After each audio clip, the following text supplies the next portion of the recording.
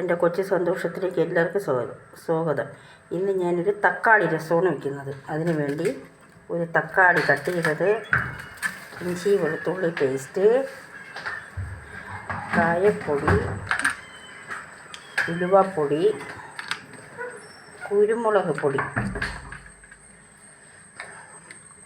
മല്ലിപ്പൊടിയും മുളക് പൊടിയും കൂടെ നമുക്ക് എരിവിനനുസരിച്ച് ഇട്ട് കൊടുക്കാം.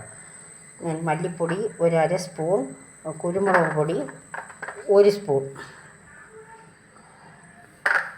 ഇത്രയും കൂടെ നമുക്ക് ഉപ്പും ഇട്ട് നന്നായിട്ടൊന്ന് അടിച്ചുകൊണ്ട് വരാം. പുളിവെള്ളം ഒഴിച്ച് ഒന്ന് മിക്സിയിൽ അടിച്ചുകൊണ്ട് വരാം.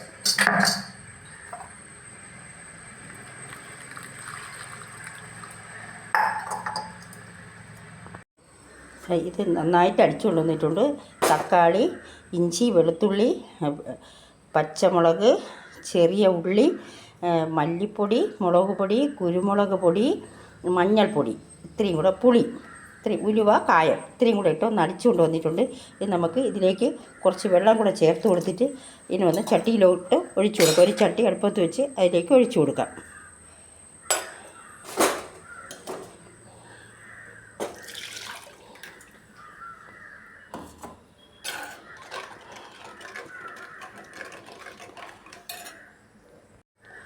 പലർക്കും വയ്ക്കാൻ അറിയാവുന്നതാണ്, എങ്കിലും ഞാൻ വയ്ക്കുന്ന രീതിയുടെ ഒന്ന് കാണിക്കണമെന്ന്. എൻ്റെ വീഡിയോകൾ ഇഷ്ടപ്പെടണമെങ്കിൽ ലൈക്ക് ചെയ്യുകയും ഷെയർ ചെയ്യുകയും സബ്സ്ക്രൈബ് ചെയ്യുകയും ചെയ്യണം. ഞാൻ എപ്പോഴും പറയും പോലെ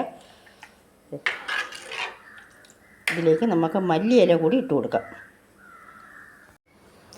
ഇത് നമുക്കിവിടെ ഇളക്കി കൊടുക്കാം.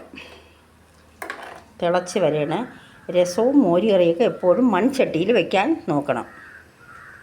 രസം നല്ല രീതിയിൽ തിളച്ചിട്ടുണ്ട്. ഇനി നമുക്ക് കടു താളിച്ച് വെച്ചേക്കുന്നത് ഒഴിച്ചു കൊടുക്കാം. രസം ഇവിടെ റെഡിയായി. അറിഞ്ഞൂടാത്തവർ ചെയ്ത് നോക്കണം, ലൈക്ക് ചെയ്യണം, സബ്സ്ക്രൈബും ചെയ്യണം. അറിഞ്ഞൂടാത്തവർക്ക് വേണ്ടിയാണ് ഞാനിത് ചെയ്ത് കാണിക്കുന്നത്. നല്ല ടേസ്റ്റാണ്. പല രീതിയിലും രസം വയ്ക്കാം.